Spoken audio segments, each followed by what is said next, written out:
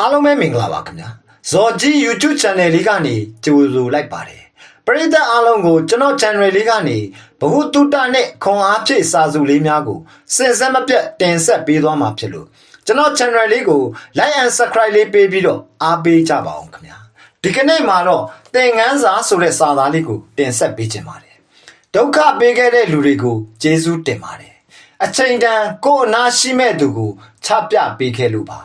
အခက်ခဲတွေဖြစ်အောင်တိုးပုတ်ခဲ့တဲ့လူတွေကိုကျေးဇူးတင်ပါတယ်အချိန်တန်ကိုယ့်ရဲ့စွမ်းရည်တိုးလာစေလို့ပါ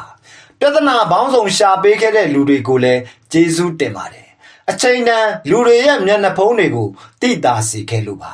မတူမတန်သလိုခွဲခြားဆက်ဆံခဲ့တဲ့လူတွေကိုလည်းကျေးဇူးတင်ပါတယ်သူတို့ဟာအချိန်တန်ကိုယ့်အနာမရှိတဲ့လူတွေမှသိစေခဲ့လို့ပါ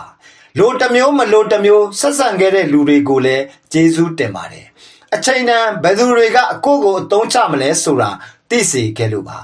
လောကမှာကြုံရတဲ့လူတိုင်းဟာကျွန်တော်တို့ကိုသင်ခန်းစာပေးရင်အတုအစစ်ခွဲခြားပြသွားကြတာပါပဲ